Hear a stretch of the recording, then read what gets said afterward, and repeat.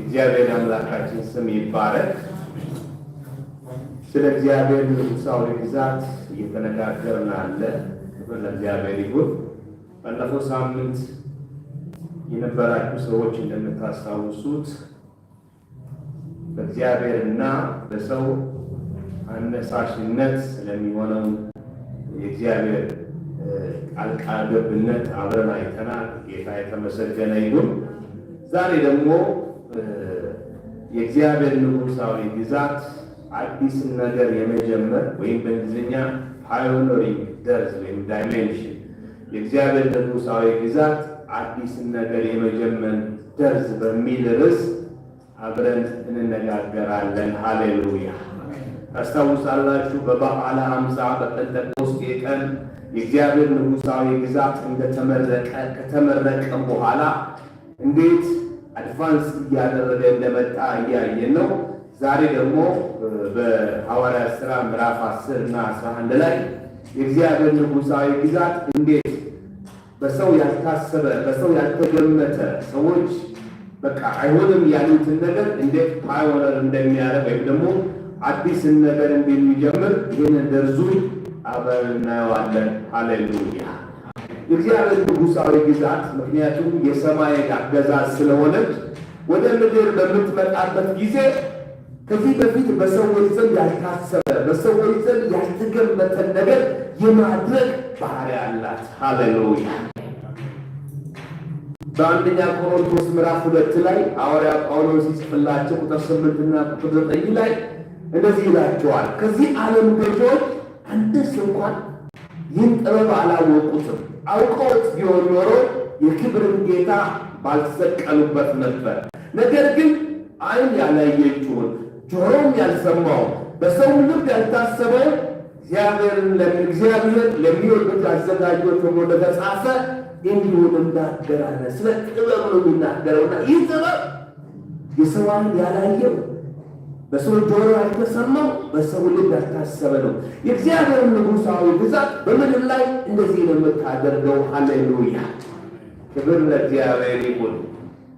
ብዙ ጊዜ ግን ብዙዎቻችን በተለይ ደግሞ አሁን እዚህ ያለነው ከልጆቻችን በስተቀር ብዙዎቻችን አዳልቶች ከገባው በኋላ ብዙ ጊዜ የምንኖረው በተለመደው መንገድ ነው የምንኖረው።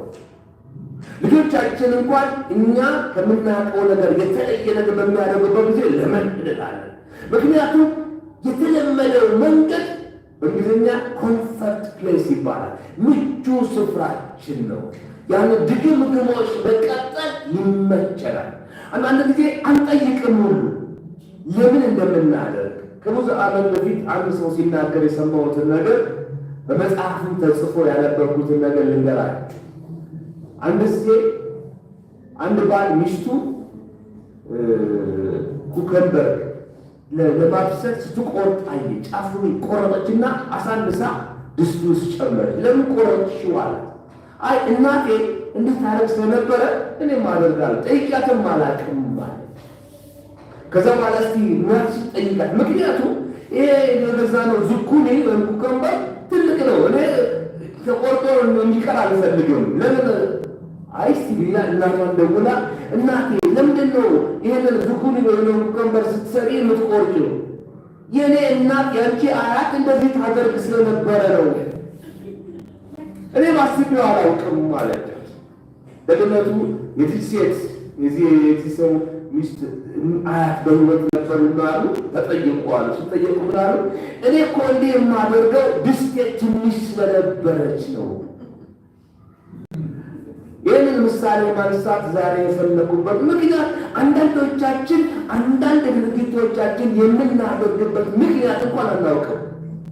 ሰዎች ሲያደርጉ ስላየ በተለይ ደግሞ እንደ ሃይማኖት ስፍራ እንደ ቤተ ክርስቲያን ደግሞ እንደዚህ አይነት ድግምግሞች የሚቀጠሉበት ስፍራ የለም። እኔ የራስን ነገር ልጋራችሁ ወደ ትምህርቱ ከማለት ነው።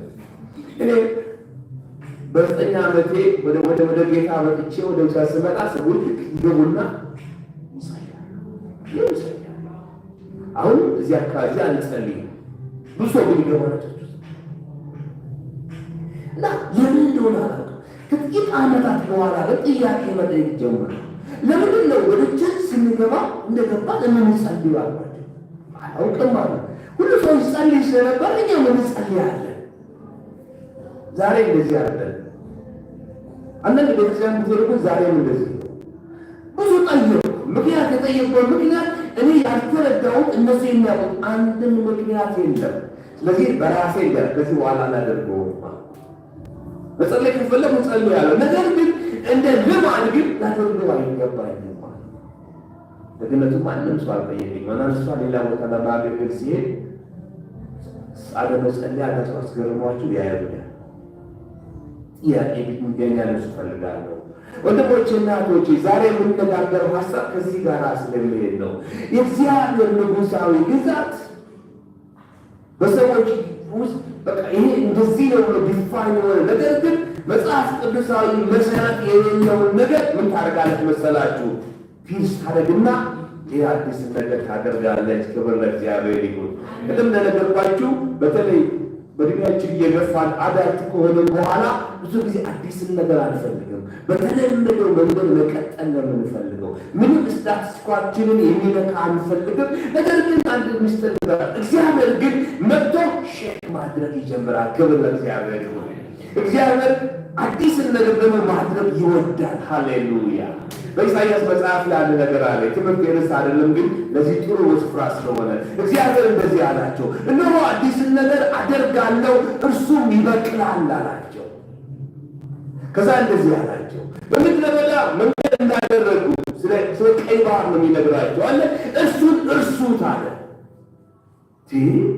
የተጠኛ ሙዚቃ እንኳን እንደሱና እኛ ዛሬ ምን ዘምረዋለን? እርሱት አለ።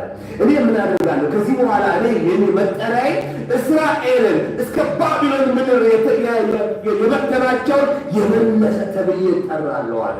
እግዚአብሔር ወንድሞቼ እናቶቼ የታሪክ አምላክ ተብሎ ሊጠራ አይፈልግም። እግዚአብሔር ዛሬ የሚሰራ አምላክ ተብሎ ሊጠራ ይፈልጋል። ክብር ለእግዚአብሔር ይሁን። ሃሌሉያ። ዛሬ በዚህ ሀሳብ ላይ አብረን እንነጋገራለን። ለዚህ ደግሞ ዋና ንባባችን የሚሆነው በሐዋርያት ሥራ ምዕራፍ 10 ላይ ያለው ከቁጥር 1 እስከ 6 ያለውን በማንበብ እንጀምራለን። ጌታ የተመሰገነ ይሁን። በጣም ቀስ ብዬ እናገራለሁ፣ ምክንያቱም ወሳኝ ነገር ስለሆነ ጊዜ ካልበቃል እናቆምና የሚቀጥለው ሳምንት እንቀጥለዋለን። እንደዚህ ይላል ሐዋርያት 10 ከ1 እስከ 6 ላይ በቂሳሪያ የኢጣሊያ ክፍለ ጦር ስሙ የኢጣሊያ ክፍለ ጦር በሚባለው ሰራዊት ውስጥ የመቶ አለቃ የሆነ ቆርኔሌዎስ የተባለ አንድ ሰው ነበር። እርሱም ከመላው ቤተሰቡ ጋር በመንፈሳዊ ነገር የተጋና እግዚአብሔርን የሚፈራ ለሰዎችም እጅግ ምጽዋት የሚሰጥ አዘውትሮ ወደ እግዚአብሔር የሚጸልይ ነበር። ሁለት ነገር ነው የምናየው። በመጀመሪያ ያንን የእስራኤል ምድር ወረው የሮማ ግዛት ያደረጉ የሮማውያን የጦር ሰራዊት የመቶ አለቃ መኮንን ነው። ግን ዝቅ ብሎ ደግሞ ይህ ሰው ይሏል መጽሐፍ ቅዱስ ሲናገር የሚገርም ሰው ነው። በመንፈሳዊ ነገር የተጋ እግዚአብሔርን የሚፈራ በተለይ እግዚአብሔርን የሚፈራ የሚለው ቃል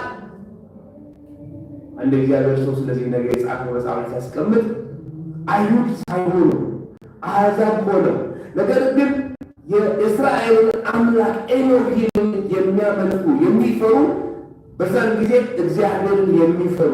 በነገራችን ላይ ሊዲያንን በፊልጵስዩስ ሲያገኛት ሊዲያን እግዚአብሔርን የሚፈራ ስብስብ ውስጥ ነው።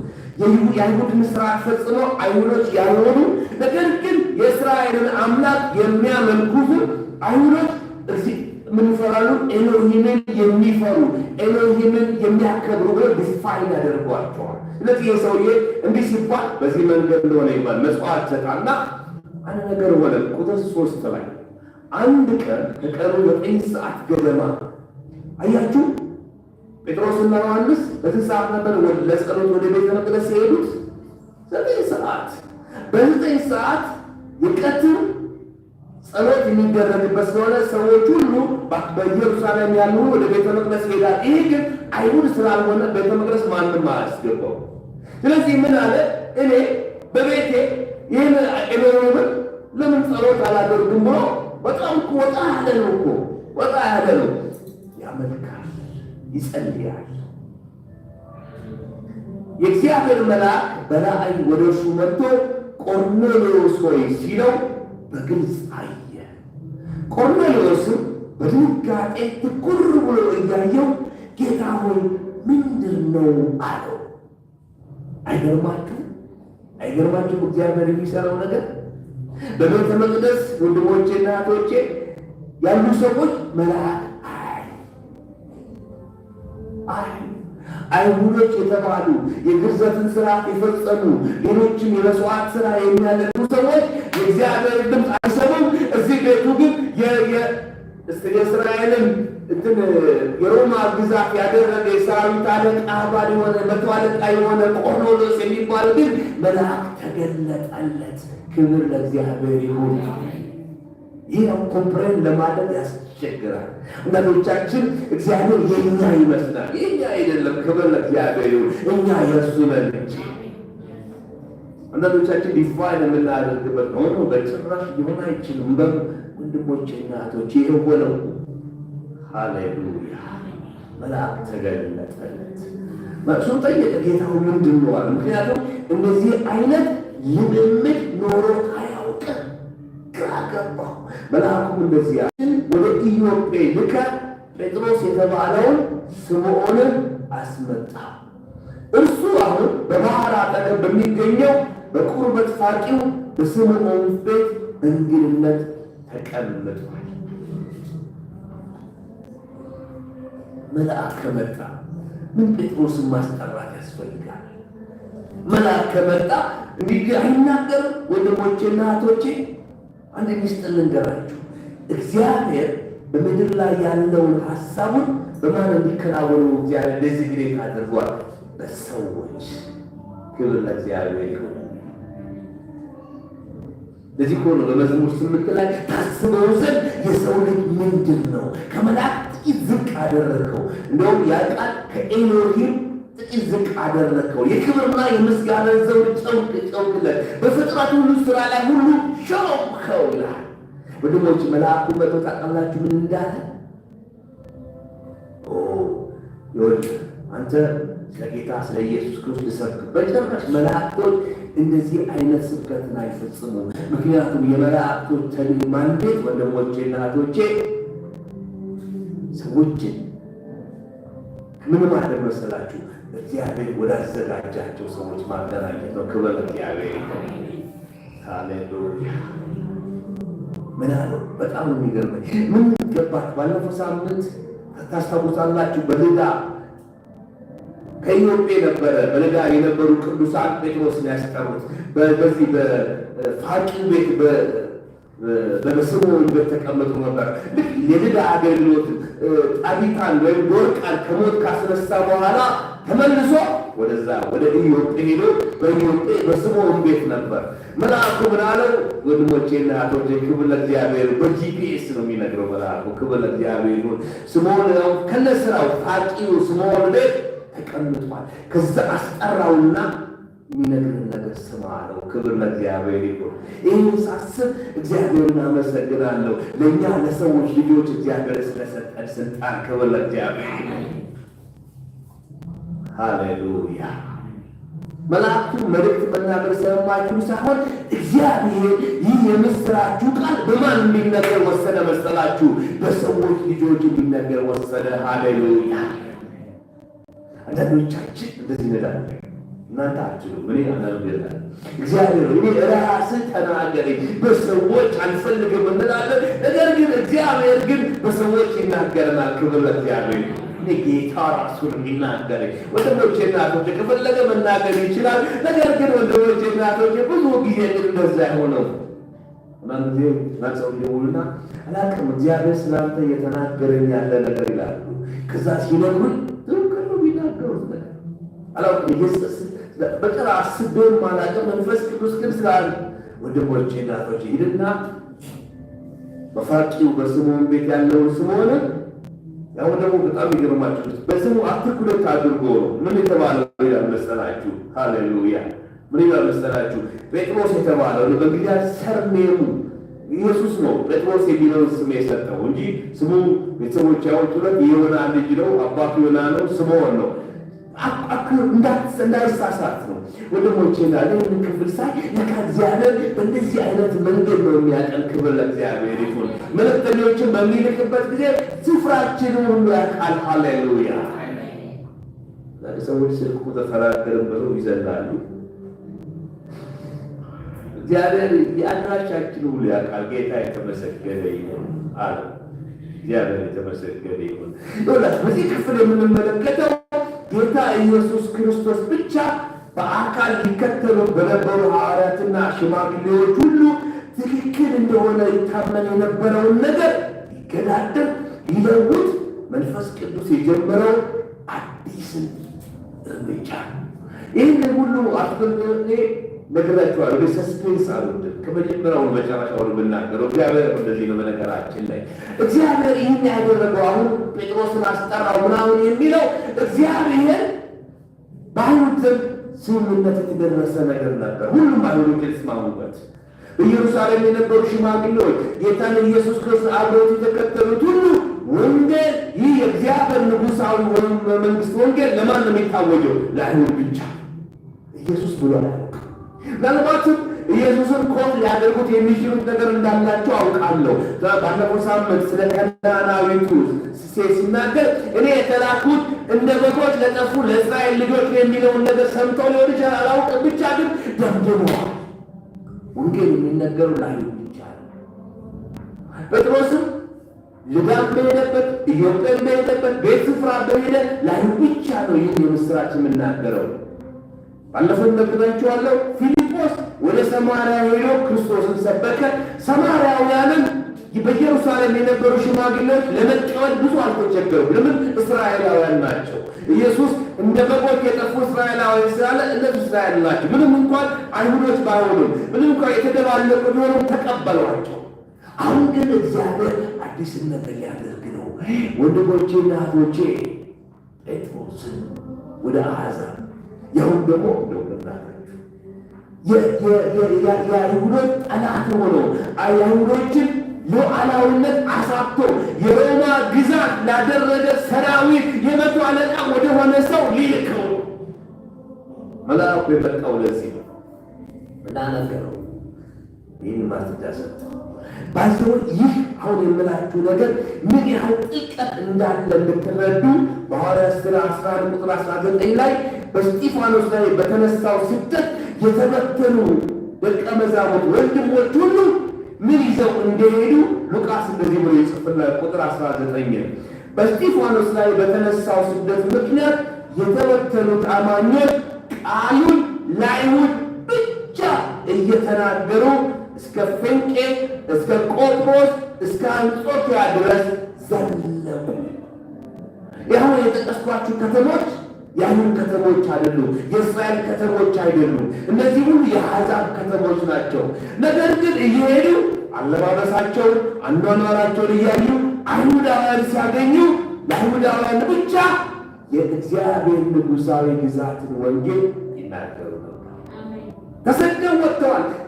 ወገኖቻቸው አይሁዳውያን አሳደው አሰጥተዋቸዋል። አሁንም ግን አይሁድን እየፈለጉ በነገራችን ላይ የሐዋርያት ሥራ መጽሐፍ ስትመለከቱ ጳውሎስም አገልግሎቱ መጀመሪያ በጀመረበት ጊዜ የአይሁድ ምኩራብ ፈልጎ ነበር የሚጀምረው። አንድ ጊዜ ግን ታከታቸውና እሱና በርናባስ ምን አደረጉ? መጽሐፍ ቅዱስ ሲናገር ጫማቸውን አወለቁና የጫማቸውን እያራገፉ ከዚህ በኋላ ወደ አሕዛብ እንሄዳለን አሏቸው። ከዛ በኋላ ጳውሎስ የአይሁድ ምኩራብ ፈልጎ መማገድ ተወና በገባበት ቴሪቶሪ ላይ ወንድሞቼና እህቶቼ የእግዚአብሔርን ንጉሣዊ ግዛት ይናገር ጀመረ። አሁን የምንመለከተው ታሪክ ነው የተጻፈው ስምምነት ነበረ በኢየሩሳሌም በነበሩ ሽማግሌዎች፣ ወንድሞች፣ ሐዋርያት መካከል ይህ ወንጌል የምንሰብከው ለአይሁድ ነው። አላውቅም ጌታችን ኢየሱስ ክርስቶስ በማቴዎስ 28 ላይ በኢየሩሳሌም፣ በይሁዳ፣ በሰማርያ እስከ ምድር ዳርቻ ሲላቸው እስከ ምድር ዳርቻ ለተበተኑ አይሁዶች ብቻ ነው ብለው ያስቡት ይመስለኛል። መንፈስ ቅዱስ ይህን ስለሚያውቅ ይህን አዲስ ነገር ለማድረግ ስራ ጀመረ። ክብር ለእግዚአብሔር ይሁን። የእግዚአብሔር ንጉሣዊ ግዛት ምን አለቀ? ኢትዮ ይሄ ዘርን አልፋ ወደ አሕዛብ ምድር ልትገባ አላት። ሃሌሉያ! ክብር ለእግዚአብሔር ይሁን። ይህን በማይበት ጊዜ ዛሬ እናንተ ኢሹአችን እሱ አይደለም። ዛሬ ግን በክርስቶስ አካል ውስጥ እንደዚህ አይነት ስምምነት ያደረግንባቸው ነገር ግን የእግዚአብሔር ቃል የማይላቸው ብዙ ነገሮች ተጣብተውናል። ቅድም እንደነገርኳችሁ ዝም ብለን በልማድ የምናደርጋቸው ዝም ብለን በልማድ የምንሏቸው በመካከላችን ላይ ምንም የመጽሐፍ ቅዱስ ክፍል ሳይነገር ወይም ደግሞ የተሳሳተ የመጽሐፍ ቅዱስ ክፍል ተጠቅሶ የተስማማለባቸው ነገሮች አሉ። ለዚህ አንዱን ዛሬ ማንሳት ትፈልጋለሁ። የእናንተ ችግር እንዳልሆነ አውቃለሁ። ምክንያቱም ለብዙ ዓመታት ይህንን ጉዞ ተጉዘን፣ ነገር ግን በአብዛኛው የክርስቶስ አካል ላይ ግን አንድ ስምምነት አለ። ሰው ወደ እግዚአብሔር ንጉሣዊ ግዛት የሚገባው መቼ ነው? ሲሞት። ሰዎች በጌታ ያንቀላፉ ሲናገሩ ወደ መንግስቱ ገብተዋለች፣ ወደ መንግስቱ ገብተዋል። ወንድሞች እናቶች፣ ይህ በክርስቶስ አካል በአብዛኛው ስምምነት ነው። እኔ ወደ ጌታ መጥቼ ይህን ነገር አምኜ ይህን ነገር ሰብኬ ዘመናት ኖሬያለሁ። የዛ 20 ምናምን ዓመት ነው እግዚአብሔር ሰዎችን ልኮ መቼ ነው የሚለው ሲናገር የደረድኩት። ዛሬ በብዙ አክርታ ቃል ላይ እንደዚህ አይነት ስምምነት አለ። ሰው ሲሞት ነው። ነገር ግን መጽሐፍ ላይ ስትመለከተው ጌታችን ኢየሱስ ክርስቶስ መጥቶ የእግዚአብሔር ንጉሣዊ ግዛት በመካከላችሁ ናት፣ የእግዚአብሔር ንጉሣዊ ግዛት ቀርባለች። እንደውም የአይሁድ ከፈሪሳውያን ወገን የሆነው የአይሁድ አለቃ ከነበረው ከኒቆዲሞስ ጋር ሲናገር ከመንፈስና ከውሃ ካልተወለድክ በስተቀር ወደ እግዚአብሔር ንጉሣዊ ግዛት መግባት አትችልም፣ ከመንፈስ የተወለደ መንፈስ ነው፣ ከሥጋ የተወለደ ሥጋ ነው ብሎ ሲናገር ይህ ሁሉ የመጽሐፍ ቅዱስ ክፍል እያለ ነገር ግን ወንድሞቼ እናቶቼ ከዓመታት በፊት አንዳንድ ወገኖች ይህንን ዶክትሪን ሰብኩብን። ዛሬም ሰዎች እንደዚህ ይላሉ። ስለዚህ ዛሬ ወደ እግዚአብሔር ንጉሣዊ ግዛት ገብቻለሁ ብትል አንተ ደፋር ነው የሚላችሁ። የእግዚአብሔር ንጉሣዊ ግዛት ሰው ከሞት በኋላ የሚገባባት ተደርጋ ትቀምጣለች። ሐዋርያ ጳውሎስ ግን በሮሜ ምዕራፍ 14 ላይ የእግዚአብሔር ንጉሣዊ ግዛት ምንድን ነች? ጽድቅ፣ ሰላም በመንፈስ ቅዱስ የሆነ ደስታ እንጂ መብልና መጠጥ አይደለች። ምን ማለት መስላል? አሁን የምትኖር ኑሮ ነች። ሃሌሉያ! ዛሬ ግን በአብዛኛው የክርስቶስ አካል ውስጥ ይሄ ነገር አለ። ሁሉ ሰው ይስማማል። እንግዲህ አንዳንድ ቦታ ሄጄ ስናገር ሰዎች በድንጋጤ የሚያዩ የስህተት ትምህርት ነው የሚያስተምረው፣ የስህተት አስተማሪ አመጡብን እንጂ። ነገር ግን እግዚአብሔር ቃል በጣም በግልጽ ነው የሚናገረው።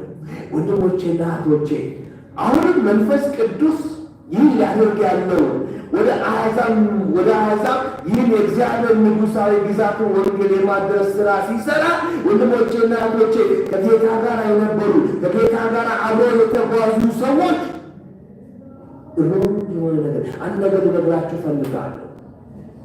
በጣም ትክክል ነው የምትሉት ነገር በዚህ በእግዚአብሔር ቃል ወደፊት ካላጣራችሁት በስተቀር ብዙ ስህተቶች በሕይወታችን ሊገኙ ይችላል። ልንጠይቅ ይገባል። እኔ በየጊዜው ጠይቃለሁ። በተለይ ደግሞ ቅድም ነገርኳችሁ አዳልኩን ከገባም በኋላ ሙሉ ሰው ከሆነም በኋላ በነበረው መቀጠል ነው የምንፈልገው። ቅድም እንደነገርኳችሁ እንደ ዝኩኒው ታሪክ ምንም ሳንጠይቅ በተለመደው ብቻ እያደረገ በምንሄደው ነው ወይ? እንደሱ አይደለም ወንድሞቼ እና እህቶቼ። የእግዚአብሔር ንጉሣዊ ግዛት እንደዚህ አይነት ነው። እግዚአብሔር አዳዲስን ነገር ያደርጋል። ሃሌሉያ! ከዛ በኋላ ቆርኔሌዎስን ከሰማ በኋላ ወንድሞቼ እና እህቶቼ መልአክ ተገልጦለት አያውቅም። ከዚህ በፊት እንደዚህ አይነት ነገር አይቶ አያውቅም፣ ሰምቶ አያውቅም። ወንድሞቼ እና እህቶቼ ይህ ምንድን ነው አላለም። ወንድሞቼ እና እህቶቼ ቆርኔሌዎስ ወዲያውኑ እርምጃ ሲወስድ እንመለከተዋል። ቆይ ነገር ላስብበት፣ የቤተ ዘመድ ጉባኤ ልሰብስብና እንወያይበት ሲላል 7 እና ቁጥር 8 እንደዚህ ይላል። ሐዋርያት ሥራ ምዕራፍ 10 ቆርኔሌዎስም ያነጋገረው መልአክ ተለይቶት ከሄደ በኋላ ከአገልጋዮቹ 2ቱን እንዲሁም በመንፈሳዊ ነገር የተጋና ለእሱ ታማኝ የሆነው አንዱን ወታደር አስጠራ። የሆነውን ነገር ሁሉ ከነገራቸው በኋላ ወደ ኢዮጴ ላካቸው። ደስ አይልም? አይሁዳዊ እኮ አይደለም። ስለዚህ ነገር መልአኩ ብዙ ዲቴል አልነገረውም። ወንድሞቼና እህቶቼ መልአኩ ያለው በኢዮጴ ከፋቂው ከስምዖን ቤት ያለ አንድ ጴጥሮስ የሚባል ስምዖን የተባለ ሰው አለ፣ ሂድና አስጠራው። እሱ የሚነግር ነገር አለ። ምንድን ነው? ምንም ኮስችን ሳያደርግ መጽሐፉ 2ቱን አገልጋዮቹና ከወታደሮቹ ታማኝ የሆነ እሱን የሚጠብቀው ደግሞ ስፒሪቹዋሊ መንፈሳዊ አንደርስታንዲንግ ያለውን ሰው ጠራና እንግዲህ 3ታችሁ ትሄዳላችሁ። ትሄዱና ኢዮጴ፣ ቂሳርያና ኢዮጴ ቅርብ አይደሉም በጣም ባለፈው እንዳየነው ኢዮጴና ልዳ እንደሚቀራረቡት አይደለም፣ ሩቅ ነው። ወደ ሰሜን ነው። ወደ ቂሳርያ ካርታ ላይ ማየት ትችላላችሁ። ሂዱ አላቸው። ክብር ለእግዚአብሔር ይሁን። አንድ ምስጢር ልንገራችሁ።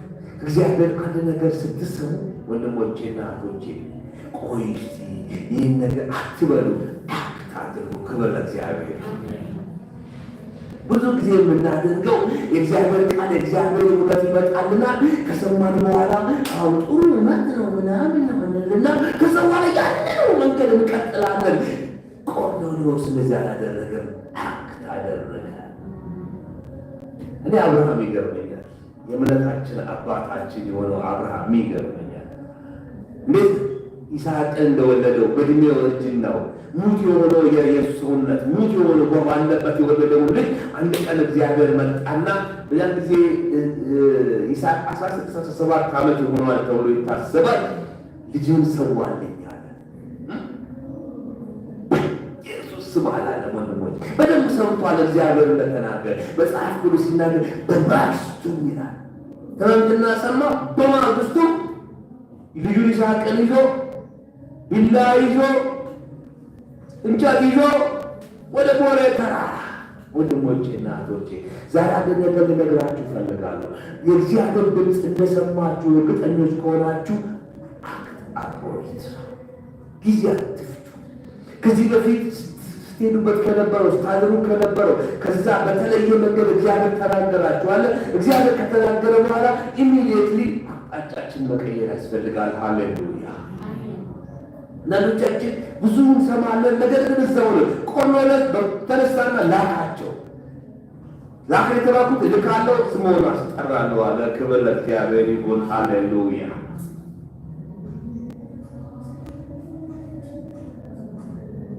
ስንጓዝበት ከነበረው ከኮንፈርት ፕሌሳችን አንዳንድ ጊዜ እግዚአብሔር ከምቹ ስፍራዎቻችን ያወጣናል። እግዚአብሔር ሲናገር በነገራችን ላይ እግዚአብሔር ሲናገር አክት የማናደርግ ከሆነ እግዚአብሔር እኛን መናገሩን ያቆማል። በግልጽ ልንገራችሁ። ምክንያቱም እግዚአብሔር ፎር ዩር ኢንፎርሜሽን አይደለም እያለ የሚናገረ ፎር ዩር አክሽን ነው። ክብር ለእግዚአብሔር። እግዚአብሔር ያለ ነገር የሚናገር እንድንታዘዘው እንጂ ይህን ነገር እንደ ኦፕሽን እንድናስበው አይደለም። እግዚአብሔር የሚናገር እግዚአብሔር ከተናገራል። ከዛ በኋላ ቆርኔሌዎስ እንደዚህ ያደረገ። ሃሌሉያ። ቆርኔሌዎስ እንደዚህ ማድረጉት ትውቴ እኔ ስምዖን ማን ነው? እኔስ እግዚአብሔር ሊናገር አይችልም እንዴ ቢል ኖሮ ወንድሞቼና እህቶቼ ሊካፈል ካለው ክብር ይጎድል ነበር። ሰዎችን ላኩ ከተባሉ ላኩ፣ ደውሉ ከተባላችሁ ደውሉ፣ ሂዱ ከተባላችሁ ሂዱ እንጂ ወንድሞቼና እህቶቼ አንታችሁ ይላል ጌታ ተናገረኝና እኔ ግን እንዲህ አልኩትና አረ ነው መድረክ ላይ እኮ ደግሞ ሰዎች እንደዚህ ይሉ ጥሩ እንደሰራ ጥሩ የሰራ አይደለም። በጭራሽ አይባልም።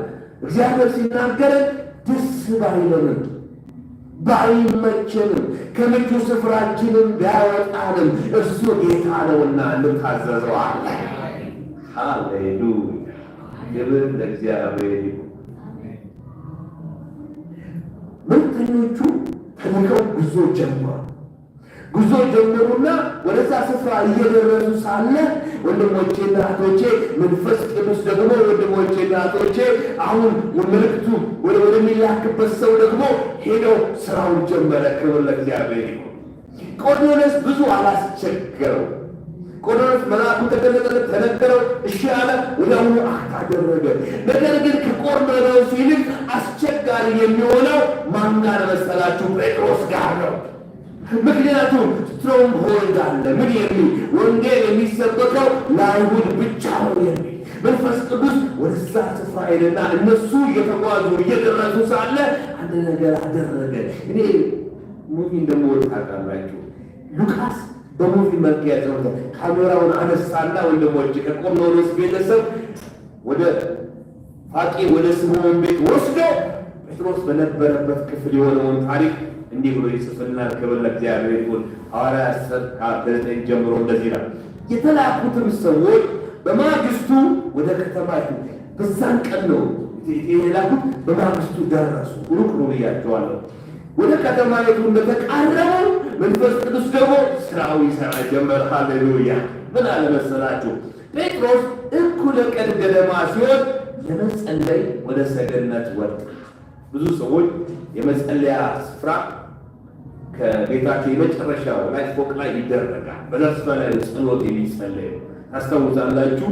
ያቺ ሴት ሱናማይቱ ሴት ለኤልሳ ሰገነት ላይ ነው የሰራችው መጸለያ ማደሪያ የሰራችለት። ክብር ለእግዚአብሔር ነው። በዚያም ጊዜ ስለተራበ የሚበላ ነገር ፈለገ። መንፈስ ቅዱስ ሲያቀነባብር ይገርማቸዋል። በዛ ሰዓት ላይ እንዲርበው አደረገ። ያን ሊሰራ ያለው ነገር ስላለ ሃሌሉያ። ምግብም እየተዘጋጀለት ሳለ አሸለበው፣ በተመስጦ ውስጥም ሆነ። ከዛም ሰማያት ተከፈቱ። አንድ ትልቅ ጨርቅ የሚመስል በአራት ማዕዘን ተይዞ ወደ ምድር ሲወርድ አየ። አስቡ፣ ርቦታል። እግዚአብሔር ግን ነገሮችን ሲያቀነባብር ልነግራችሁ ከምችለው በላይ ርቦት ነበርና አሁን ምግብ የሚበላ ሳይ አይኑ እንደዚህ አለ። ለመብላት ማለት ነው። በጨርቁም ላይ 4 እግር ያላቸው የተለያዩ እንስሳት፣ በምድር ላይ የሚሳቡ ፍጥረታት፣ በአየር ላይ የሚበሩ አዕዋፋት ነበሩበት። በዚያም ጊዜ ጴጥሮስ ተነሳ፣ እነዚህን አርደህ ብላ የሚል ድምፅ ወደ እርሱ መጣ። ርቦታል። መንፈስ ቅዱስ አውቆ ነው ያንን ጊዜ የመረጠ። ያን ጊዜ ለጴጥሮስ ሊናገር ለሚፈልገው መልእክት አስፈላጊ ሲቹዌሽን ሃሌሉያ እና አሳየው። ጨርቅ ተከፈተና ብዙ እንስሶች ታዩ። ብዙ አራዊቶች 4 እግር ያላቸው የሚሳቡ ምናምን አየ። አይሁዳው ጴጥሮስ አርደህ ብላ ሲለው ምን አለ መሰላችሁ? በዚህም ጊዜ ጴጥሮስ ግን ጌታ ሆይ ይህማ አይሆንም፣ እኔ ያልተቀደሰ ወይም እርኩስ ነገር ፈጽሜ በልቼ አላውቅም አለ። እውነቱን ነው። አይሁዳውያን ወንድሞቼና እህቶቼ የሚበሉት የማይበሉት እንስሶች አሉ። ብዙዎቻችን በዚህ በኦርቶዶክስ ከባህሉ ስላደግን ያንን ነገር ዴቨሎፕ አድርገን የመጣ ነው። ከምን እንደመጣ ሁሉ አናውቅም። ዛሬ ግን እናያለን። እሱ አለ እኔ የማያመነሱ እንደጋ ደግሞ ሰኮናቸው ያልተሰነጠቀ እኮ እንዳልበላ በዘሌዋውያን መጽሐፍ ላይ ታዝዣለሁ። ዘሌዋውያን 11 ላይ እንደዚህ ይላል ከቁጥር 5 እስከ 4 ላይ እግዚአብሔር ሙሴን አሮን እንዲህ አላቸው፣ እስራኤላውያን እንዲህ በሏቸው፣ በየብስ ከሚኖሩ እንስሳት ሁሉ የምትበሏቸው እነዚህ ናቸው። ሰኮናው የተሰነጠቀ የሚያመሰኳውንም ማንኛውም እንስሳት መብላት ትችላላችሁ። የሚያመሰኩ ሆኖ ሰኮናቸው ያልተሰነጠቀ ወይም ሰኮናቸው የተሰነጠቀ ሆኖ የማያመሰኩ 2 ክራይቴሪያ ያለው ሰኮናው የተሰነጠቀ መሆን አለበት። ሌላ ደግሞ ምንድን ነው ያመሰኩ? ከበሉ በኋላ መጀመሪያ ጃጃ አድርገው ይበሉና ከዛ ሲያርፉ ወጣ አድርገው መልሰው ፍጭት አድርገው የሚበሉ ናቸው። እነዚህ 2 መስፈርቶችን እግዚአብሔር ሰጣቸው። ስለዚህ አንድ እንስሳ ሊበላ የሚችለው 2ቱንም ካሟላ ነው። ከ2 አንዱን ካሟላ አይበላም። ዛሬ ብዙ የምንበላቸው መምኖች ለዚህ ናቸው። እነ በሬ፣ እነ ፍየል የምንበላቸው ከዚህ ናቸው። እነ አሳማ ይሄ ችግር ስላላቸው ነው ሰዎች ማለት ይሄ ሰጣቸው። እግዚአብሔር ይህን ሰጣቸው መልእክት ነበረው። በተለይ እግዚአብሔር አሁን ለጴጥሮስ በመንፈስ ቅዱስ ይህን ሲያሳየ የዛን እግዚአብሔር ለምን እንዳለ ምልክቱን እየተናገረ ነው። እግዚአብሔር እየተናገረ ያለው በአይሁዳውያንና በአሕዛብ መካከል ልዩነት ስላልመኖሩ። ይህን ክፍል እያጠናሁ ለምንድን ነው የሚያመሰኩ ሊሆን ያስፈልገው? ለአይሁዳውያን እየተናገራችሁ ያላችሁን አሁን እኔ የሰጠኋችሁ ኪዳን አለ። አሁን የሰጠኋችሁ ኪዳን ማለት ኪዳን መሰላችሁ? ሊመጣ ያለውን ነገር እንደ ጥላ የሚገልጽ ነው። ስለዚህ ልክ እነዚህ የሚያመሰኩ እንስሶች ወጥ ካረጉ በኋላ ፈጭተው እንደሚበሉ ሁሉ አዲሱ ኪዳን ደግሞ ይመጣል። አዲሱ ኪዳን ሪፋይን ሆኖ ይመጣል። እግዚአብሔር እየተናገረ ያለው አሁን ያላችሁበት ኪዳን ይህ ያሮጌው ኪዳን ነው። ለዚህ ለማሳያ የሚያመሰኩ እንዲበሉ አላቸው። ሌላ ደግሞ ስለ ሰኮና ማሰጠቅ ነገራቸው። ከእናንተ አይታችሁ ከሆኑ መሀል ለመሀል አይደለም፣ በትንሽ ነው ሰኮና በሚሰነጠቅበት ጊዜ እግዚአብሔር አሕዛብና አይሁዳውያን የሚባለው ልዩነት ያላቸው እንዳሉ ለማሳየት ስለፈለገ ጊዜ ይመጣል። ይህ የሚቀርበት ክብር ለእግዚአብሔር ይሁን። በነገራችን ላይ መንፈስ ቅዱስ ለጴጥሮስ በዚህ መንገድ በመናገር ወንድሞቼና እህቶቼ ዛሬም በክርስቶስ አካል ውስጥ ሆኖ እኛ የማያመሰኩ እንደዚያ አንበላም ምንም የሚባል ነገር የለም። የእግዚአብሔር ቃል ሲናገር በጸሎትና በእግዚአብሔር ቃል የተቀደሰ ስለሆነ መብል ሁሉ ተፈቅዷል። ክብር ለእግዚአብሔር ይሁን። ጴጥሮስ ግን አልነካውም ማለት ከዛ መንፈስ ቅዱስ እንደዚህ ያለ ያም ድምፅ እንደገና ለሁለተኛ መንፈስ ከመናገሩ በፊት አንድ ጊዜ የሆነ ጴጥሮስ አልበላም ማለት አልበላም፣ የረከሰ ነገር የማያመሰኳ ሰኮና ተነጠቀ አላደርገው ግን ሰማይ ተከፍቶ ነው ያየው። ሰማይ ተከፍቶ አንድ ሚስጥር ነገር የሚያሳዝን ታሪክ ቢሆን እውነት ታውቃላችሁ። በክርስቶስ አካል ከቆየነው ይልቅ ወደ ክርስቶስ አካል በቅርብ የመጡ ሰዎች እግዚአብሔርን ለመታዘዝ ፈጣን ናቸው። ለቆርኔሌዎስ መልአኩ ሲናገረው ማነው ስሙ ምናምን እስቲ በሮማ ወታደር በምናምን አላለ አስጠራለ ሄደ። ጴጥሮስ ግን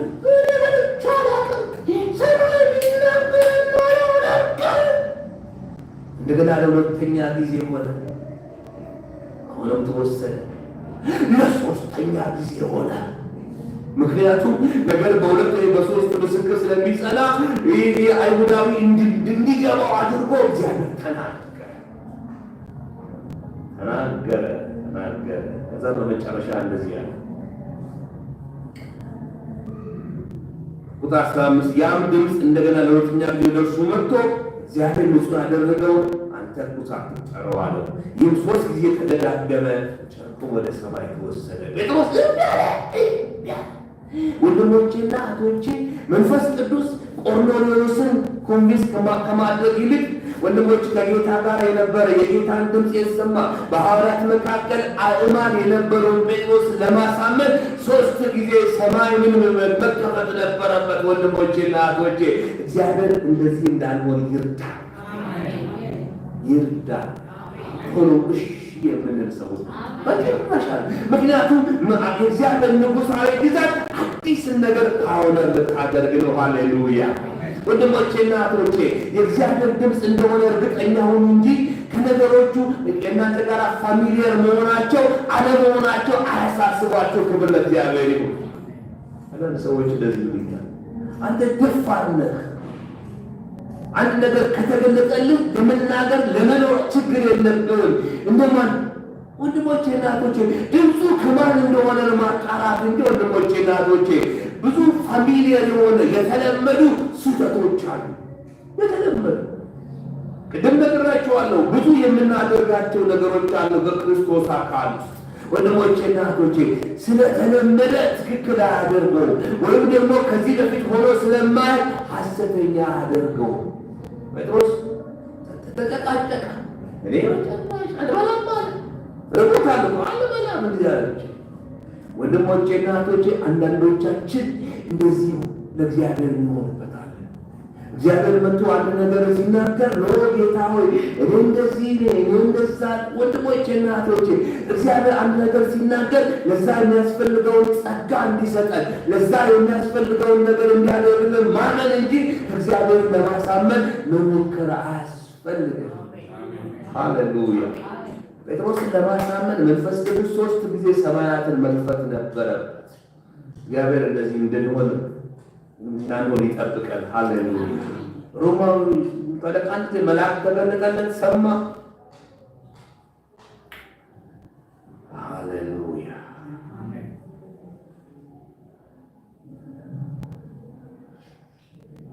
ከዛ የሚገርማችሁ መንፈስ ቅዱስ ለጴጥሮስ አልነገረው ምን ማለት ነው።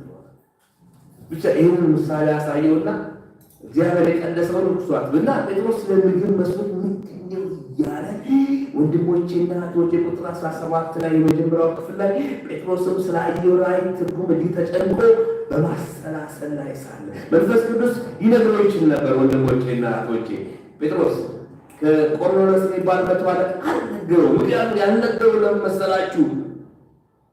አይሰማም። ይቅርታ አድርጉ። አንዳንድ ጊዜ በእግዚአብሔር ቤት ስለቆየን ሁሉም ነገር አውቀን የጨረስነው ይመስለናል። እግዚአብሔር አዲስን ነገር ዛሬም ያደርጋል። ክብር ለእግዚአብሔር። አዲስን ነገር ያደርጋል። ዛሬ ብዙዎች ወንድሞች እግዚአብሔር ሁሉ ነገር ሰርቶ የጨረሰ ይመስላቸዋል። ኖ እግዚአብሔር በስራ ላይ ነው። ሃሌሉያ። ወንድሞቻችን ስፔሺየስ ከዚህ በፊት የማናውቀው ነገር ከሆነ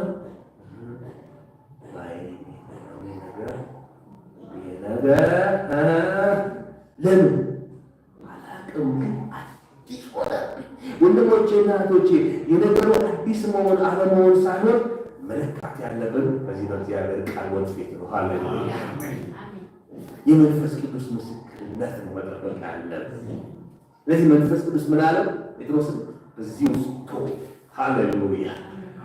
አልሰማ ስትሉ እግዚአብሔር እንደዚህ ነው የሚያደርገው። በዚህ ውስጥ ምንድን ነው የራእዩ ትርጓሜ ምንድን ነው እያለ ወንድሞቼ ቆርኔሌዎስ በግልጽ ነው የተነገረው። ስሙን ተጠቅሶ ነው የተነገረ። ወንድሞቼና እህቶቼ ለእግዚአብሔር ቶሎ ርስፖንድ የምታደርጉ ከሆነ እግዚአብሔር እንደዚህ የሚናገራቸዋል። ርስፖንድ የማታደርጉ ከሆነ እግዚአብሔር ምን ታስቡ ያደርጋቸዋል። ለምን? ወንድሞቼና እንድትማሩ ስለምትፈልገው። ክብር ለእግዚአብሔር። ይሄ ያለ አንድ ታሪክ ተከናወነ። ቁጥር 19 ላይ እንደዚህ ይላል፣ ጴጥሮስም የራእዩን ነገር በማስተላሰል ላይ ሳለ መንፈስ እንዲህ አለው። ልክ ሰዎቹ እስኪደርሱ ድረስ እየጠበቀ ነው መንፈስ ቅዱስ። ጴጥሮስ እያሰላሰል ዝም ብሎ ተወው። ልክ ሰዎቹ እዛ ቦታ ደርሰው ስምዖን ጴጥሮስ የፋቂለ ስምዖን ቤት ሄደው ምንዛማ ይባላል ቁጥር የለም የጦሩ ባለው ጊዜ መንፈስ ቅዱስ ይዘካይ ባሁን ደግሞ የሰውዬ አለ መንፈስ ቅዱስ አለኝ ብሎ ደግሞ ግብግብ ሊፈጥርብኝ ነው አለና እንደዚህ አለ። መንፈስም እንዲህ አለው፣ እነሆ 3 ሰዎች ይፈልጉሃል።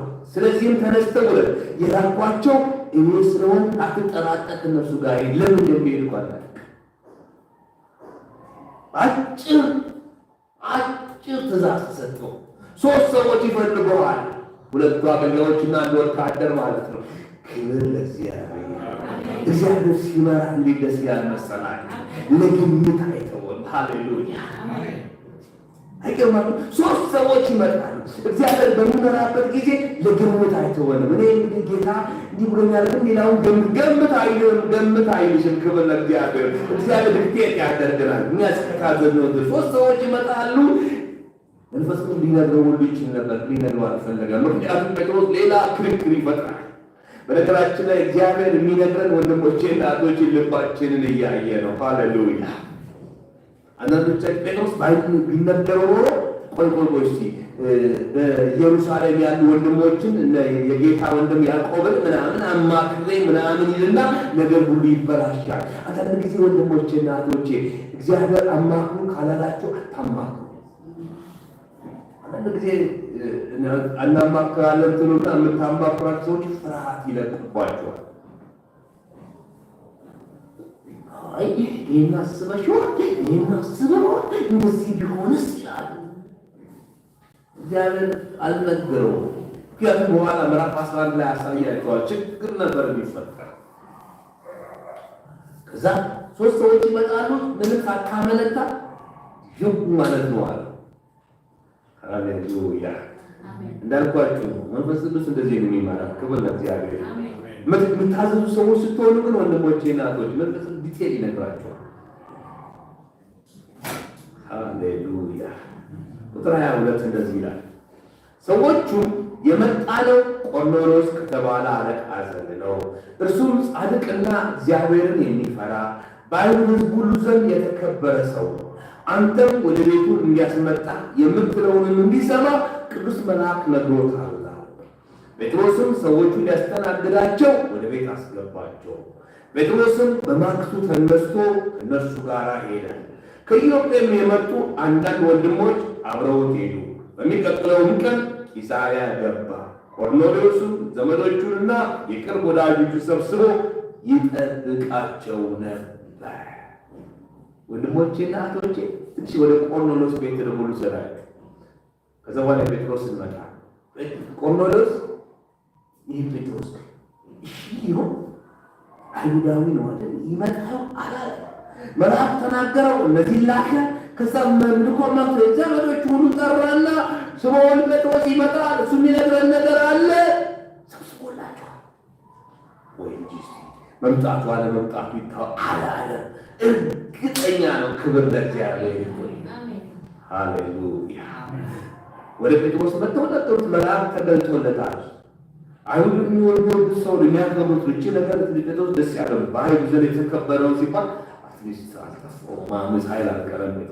ጴጥሮስ ሰማ፣ ወደ ቤት ማስገባቸው አስተናገረ። በማግስቱ ተነስቶ ምን ይሆን እያለ ወንድሞቼና እህቶቼ ሁሉም ነገር ማወቅ የለብንም። እግዚአብሔር እንዲመራ ክብር ለእግዚአብሔር።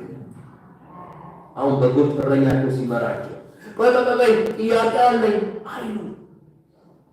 አይሉ እረኛውን ተከትለው መሄድ ነው። በቃ በረኛውን የሚያውቁት እረኛ ነው። ወደ መልካም ስፍራ እንወስዳቸው። ጴጥሮስ ክብር ለእግዚአብሔር ይሁን፣ ደስ ይለኛል በዚህ ስፍራ። ክብር ለእግዚአብሔር ይሁን። ለምን መልአክ ጠራዋል። በቃ ለምን አላውቅም አለ። እንደ በኋላ አሳያቸዋለሁ። ቆርኔሌዎስ ጋር ሄደው ምንድነው የጠራሁት ነው ያለ። ወንድሞቼና እህቶቼ እግዚአብሔር የእኔና የእናንተ ጌታ ኢየሱስ ክርስቶስ ጌታ ነው። ስለዚህ ወንድሞቼ እና እህቶቼ ጌታ ሆይ እኔ ሁሉ ነገር ካልነገርከኝ ነቅነቅ አልልም የሚባል የለም። ክብር ለእግዚአብሔር ይሁን። ይህ ካለ መሄድ ነው። እግዚአብሔር የተመሰገነ ይሁን። እሱ ያውቃል እንዴት እንደሚመራ። ጴጥሮስም ተነስቶ ሄደ። ለቂሳርያ አንድ ቀን በኋላ ነው የሚገባው። በሁለተኛው ቀን ነው የሚገባው። ረጅም ጉዞ እንደሆነ እንዲገባችሁ እፈልጋለሁ። ተነስቶ ሄደው ተጓዙ። ጌታ የተመሰገነ ይሁን። ከዛ አንድ ክስተት ተፈጠረ።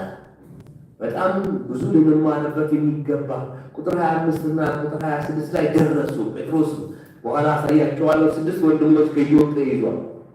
3 ሰዎች አሉ። 6 ወንድሞች ከጴጥሮስ አሉ። ከዛ በኋላ ወደ 6 9 10 ሰዎች ሆነው መጡ። እንደደረሱ ቁጥር 25 ላይ ጴጥሮስም ወደ ቤቱ በገባ ጊዜ ቆርኔሌዎስ ተቀበለው፣ እግሩ ስም ላይ ወድቆ ሰገደለት። ምክንያቱም ቆርኔሌዎስ ብዙ አያውቅም። መልአኩ አስጠራው ከተባለ ይህ ሰውዬ የተለየ ፍጥረት ነው አለ። የተለየ ነገር ይሆናል። መልአኩ ስሙን ጠርቶ ቦታውን ጠርቶ የተናገረለት ሰው ይልቅ መሆን አለበት። ስለዚህ ወደ ቤት ከመጣ በኋላ ወድቆ ሰገደለት። ምክንያቱም መልአክ አስጠራው ብሎኛል አለ። ለአገልጋዮች በጣም ምን ነው የጻፈው? ሉቃስ አውቆ ነው የጻፈው። እንደዚህ ሆነ። ቁጥር 10 ጴጥሮስ ግን እንደ አንተ ሰው ነኝና ተነሳ ብሎ አስነሳው። ክብር ለእግዚአብሔር። በፊቱ ሲወድቅለት ጊዜ ወንድሞቼና እህቶቼ ዛሬ ብዙ አይነት ስህተቶችን እንሰማለን። ድሮ በኦርቶዶክስ ቤተክርስቲያን ነበር የአክብሮት ስግደት ነው ምናምን አይደለ? ዛሬ እነ ወንጌላውያን አማኞች ዘንድ ድረስ ስትባል ወንድሞቼ የለም። በራእይ መጽሐፍ ላይ ያሳይ ለነበረው መልአክ ዮሐንስ ተገርሞ፣ ምክንያቱም መልአክ የተለየ ታላቅ መልአክ ነበርና ሰግደት ተነሳ አለ መልአክ። ወንድሞቼና እህቶቼ ለመልአክ ለሰው ለማንም ስግደት አይገባም። ክብር ለእግዚአብሔር።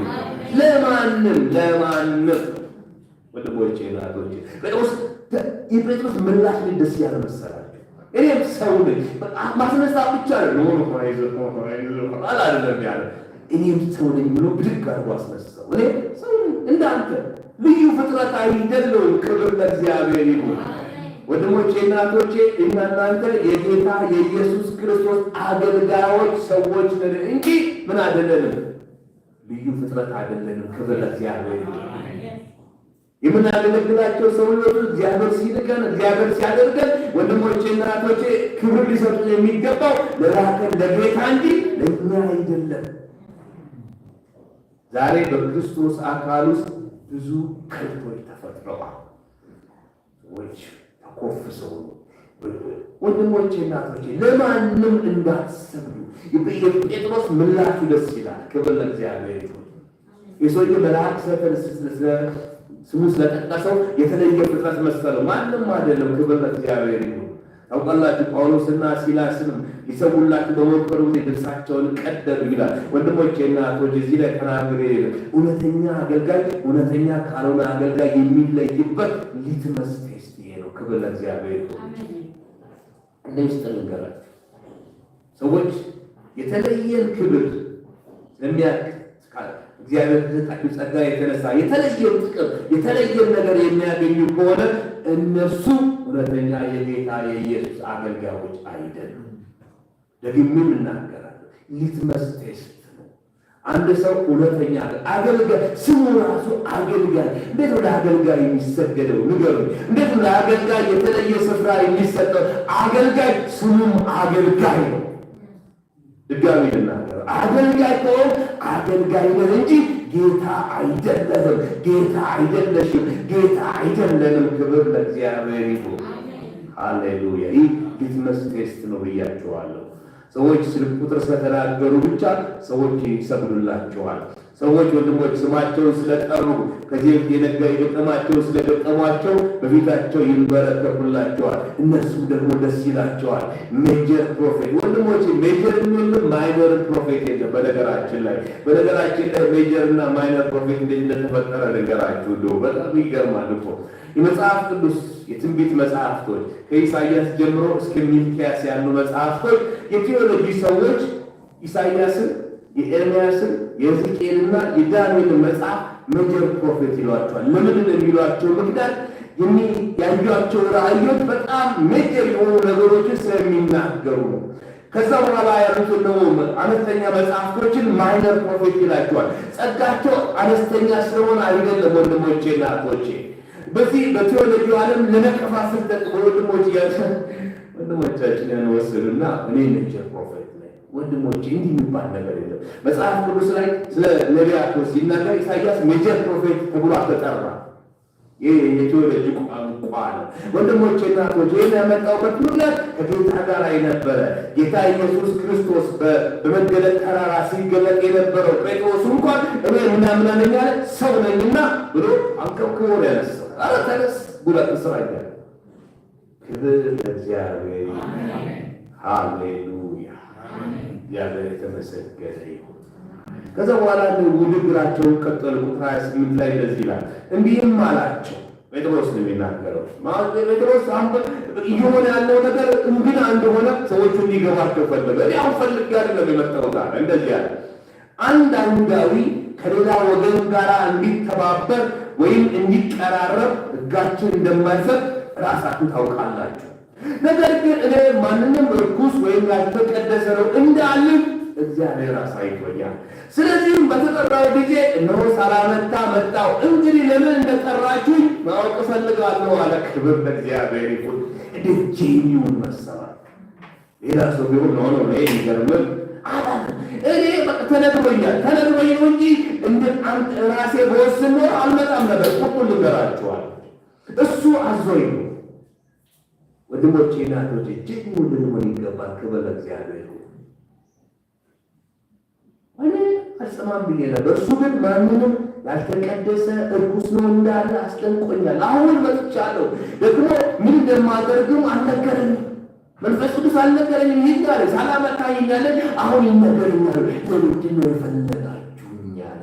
ክብር ለእግዚአብሔር ይሁን። እውነተኛ የአገልጋይነት መንፈስ። ክብር ለእግዚአብሔር ይሁን።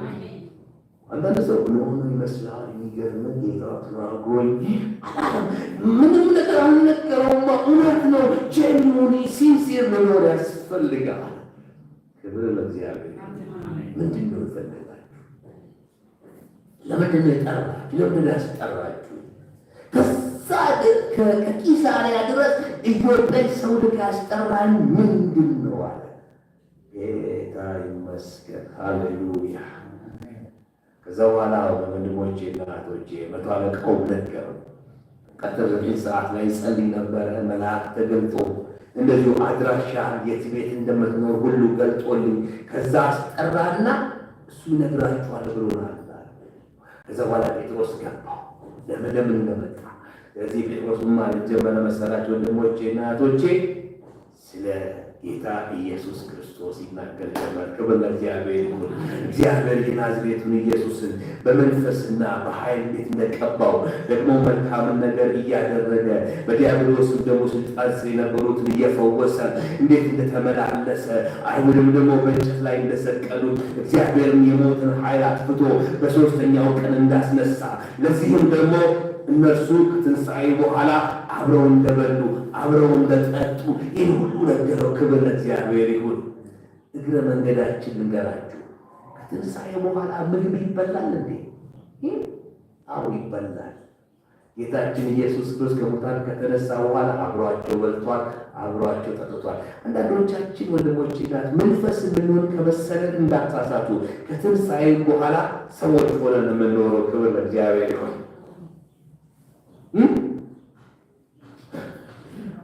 ምን ነው? አይ ምን ከትንሣኤም በኋላ ሰዎች ሆነን ነው የሚሞተው። ይህ የሚሞተው የማይሞተው የሚበሰብሰው የማይበሰብሰውን ይለብሳል። ክብር ለእግዚአብሔር ይሁን። ከትንሣኤም በኋላ መብል አለ፣ መጠጥ አለ፣ ኧረ ስራም አለ። ቁጣችን ልንገራችሁ ይህ በዛ ኮርስ እንዘምር ነው አይደል ወንድሞቼ እና እህቶቼ። እግዚአብሔር አዳምን ሲሰራ ወንድሞቼ የኤደን ገነትን ያበጃትና ይጠብቃት ዘንድ ወንድሞቼ እና እህቶቼ ክብር ለእግዚአብሔር ይሁን። ኃጢአት ያመጣውን ነገር ነው እንጂ የሚወደደው ይቀጥላል። ሃሌሉያ እና ነገራችሁ። ከዛም በኋላ በመጨረሻ እንደዚህ ያለ በስሙ በማለት በጌታ በኢየሱስ ስም የሚያምኑ የኃጢአትን ስርዓት እንደሚቀበሉ ነቢያት ደግሞ ስለተናገሩት ነገር ሁሉ ይህን ነገር እየተናገረ ሳለ ገና ወንድሞች ጴጥሮስ እኮ አሁን ተናግሮ ከዛ በኋላ ጌታ እንድትቀበሉ ላለው ምናምን እያለ ሳለ የተለየ ክስተት ተፈጠረ። እኛ ሰው ከረገጥ በኋላ እንዴት ነው ጌታ ትቀበላለህ ምናምን እንዳለ የለመድነው መንገድ አለ። መንፈስ ቅዱስ ግን ያልተለመደ ነገር ነው የሚያደርገው። ቁጥር 44 ላይ እንደዚህ ይላል። ጴጥሮስም ይህን እየተናገረ ሳለ ቃሉን በሰሙት ላይ መንፈስ ቅዱስ ወረደባቸው። ከጴጥሮስ ጋር የመጡት ከተገረዙ ወገን የሆኑ አማኞች የመንፈስ ቅዱስ ስጦታ በአሕዛብ ላይ መፍሰሱን ሲያዩ ተገረሙ። ይህም በልሳናት ሲናገሩ እግዚአብሔርን ሲያመሰግኑ ስለሰሟቸው። ሃሌሉያ! እነዚህ አሕዛብ እየሰሙ ሳለ ጴጥሮስ እኔ በጭራሽ ወንጌል ለአሕዛብ አይገባም የሚላቸው ሰዎች ወንድሞቼና እህቶቼ ክብር ለእግዚአብሔር ይሁን። መንፈስ ቅዱስ በላያቸው ላይ መጣ።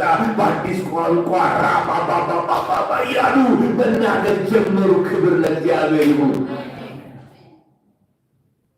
ጴጥሮስ ብቻ አይደለም፣ ከጴጥሮስ ጋር የመጡ 6 ወንድሞች አሉ።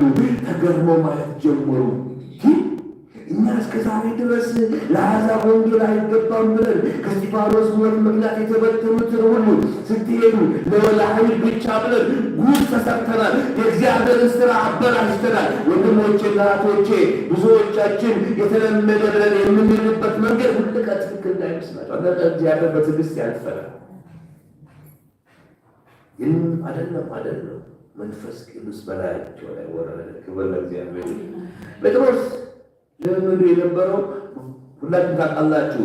በምዕራፍ 8 ላይ ፊልጶስ ወደ ሰማርያ ሄዶ ክርስቶስን ከሰበከላቸው በኋላ ጴጥሮስና ዮሐንስ መጥተው እጅ በመጫን ነበር የሰማርያ ሰዎች መንፈስ ቅዱስ የተቀበሉት። ብዙዎቻችሁ መንፈስ ቅዱስ እኔም እንደዚህ የተቀበልኩት የምናውቀው እንደዚህ ነው። መንፈስ ቅዱስ ግን አዲስ ነገር አደረገ። እኔ እንደዚህ ይመስለኛል። ጴጥሮስ እጁን አይጭንም ነበር እርግጠኛውን ይነግራቸው መንፈስ ቅዱስ ይህን ስላወቀ አይገባቸውም ብሎ ምክንያቱም ተገረመ። ለምን ይገረማል? በጭራሽ እሱ ያሰበው በቃ ይህን ተናግረው አይ እኛ ይሄ ስለ አይሁዳዊ የምታወራው እንዴ ምናምን የሚሉት ነበር የመሰለው። እነሱ ግን እየሰሙ ሳለ ያንን ቃል ተቀበለው። ገና ጴጥሮስ አልጨረሰም ትምህርቱን። ጴጥሮስ ገና የኃጢአት ስርየት ያገኛሉ ሲል አሜን አሉ። ክብር ለእግዚአብሔር ይሁን። መንፈስ ቅዱስ በላያቸው ላይ ወረደ። መንፈስ ቅዱስ አዲስ ነገር አደረገ። የእግዚአብሔር ንጉሣዊ ግዛት ፓይኦነር አደረገች። ክብር ለእግዚአብሔር ይሁን። እኔና እናንተ እግዚአብሔር አዲስ ነገር በሕይወታችን ማድረግ ይፈልጋል። አዲስ ነገር አንዳንድ ጊዜ እኛ በቃ ይሄ ሰውዬ ጌታ ሊቀበል አይችልም ብለን ካታጎራይዝ ያደረግናቸው ሰዎች አሉ። ወንድሞቼ ለእነሱ የምስራች ለመስጠት አይ ይሄ ሰውዬ በጭራሽ ሊቀበል አይችልም። መንፈስ ቅዱስ ግን እነሱን ሰዎች ላይ ሁሉ ይሄዳል። ክብር ለእግዚአብሔር። እኔ ልጅ ያለው ጎረቤታችን ጓደኛ የነበርና ሁሉ ጊዜ ኢየሱስ ለጌታ ስለ ኢየሱስ ክርስቶስ ነግረዋል። ሁሉ ጊዜ ነግረዋል እና ነግረዋል። እነሱ ቤት ደግሞ የዘመን ልጅ ያደገ ልጅ ያለች ነበር። እኔ ለእሱ ነግሬዋለሁ። ጓደኛዬ ስለሆነ ነግሬዋለሁ። እና ከዓመታት በኋላ ይህኛው ልጅ አንድ ቀን መጣና ጌታን ተቀበልኩ አለ። እንዴት ተቀበልክ? ስለ ተዚላ ላይ እየመጣ ለከሌ ስለነገሩ እኔ ሰማ ነበረ ያንን ነገር አመንኩ አለ። ወንድሞቼና እህቶቼ አንዳንድ ጊዜ እኛ የምናስባቸው ሰዎች አሉ። ነገር ግን መንፈስ ቅዱስ ግን ሌሎች ሰዎች ይደርሳል። ክብር ለእግዚአብሔር ይሁን።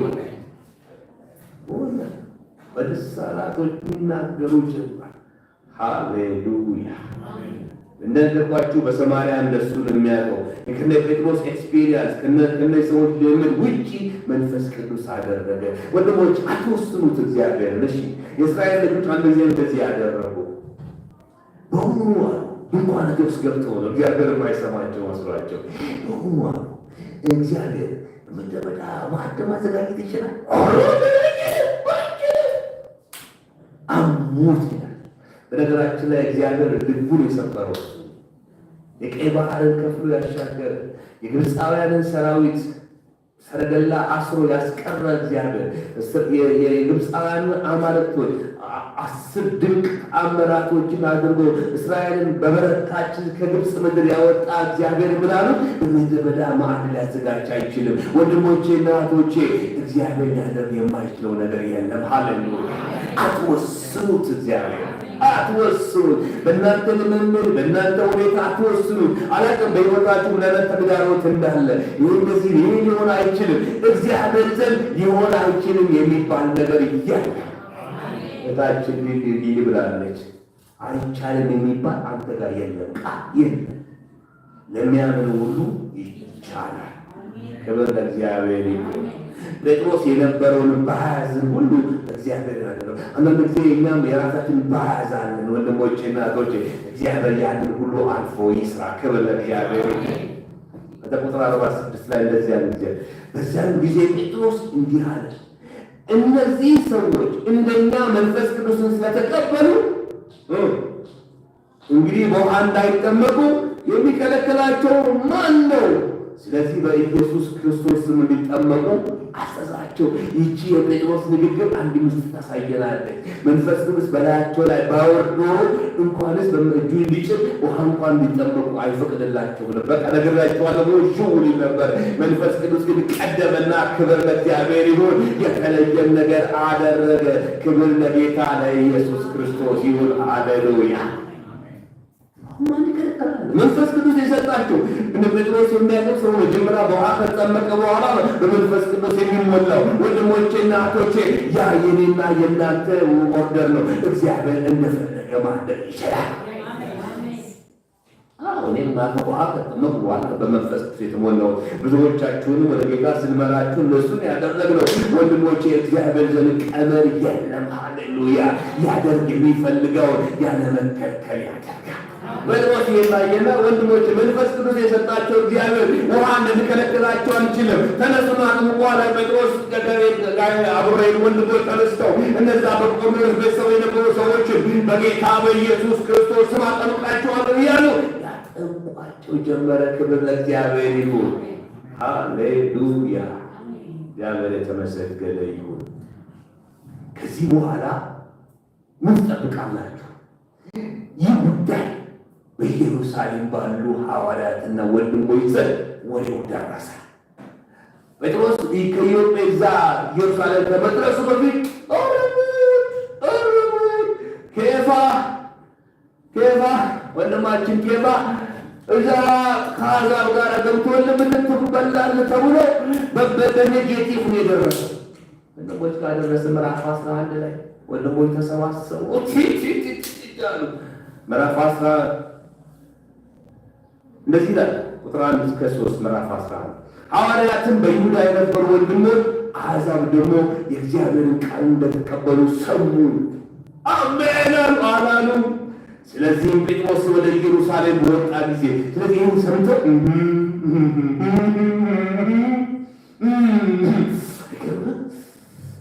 ጴጥሮስ እኮ አይሁዳዊ ይመስል ነበረ። ለካ አይደለም፣ ረከሰ። ሚገብ ሰው እኮ ለመታስበው አይደለም እያሉ አሽሙ እያወሩ እስቲ ምጣና እስቲ የሚለውን ሰማለ። ሐዋርያትና ወንድሞች ናቸው። ከዛ ውስጥ መካከል የጌታ ወንድም ያዕቆብም አለበት፣ ሌሎችም ወገኖች አሉበት። የጌታ ሐዋርያት 11ዱም አሉበት። እነሱ ሁሉ ጠብቀው አገኙት። መጣ። ምዕራፍ 2 ላይ ቁጥር 2 ይላል ስለዚህ ጴጥሮስ ወደ ኢየሩሳሌም በወጣ ጊዜ ቆየት ብሏል። የሚገጥመው ቆየት ብሎ የወጣው ከተገረዙት ወገን የነበሩ አማኞች ነቀፉት አሉት። እንዲህም አሉት ወደ አልተገረዙ ሰዎች ገብተህ ከእነርሱ ጋር በላህ፣ በነገር ሸጉጥ አረጉት። ሃይማኖተኛ ሰው ይወጣል፣ ነገረኛ በፊት እንዴት ነው እንዴት ይልካል? በነገር በላ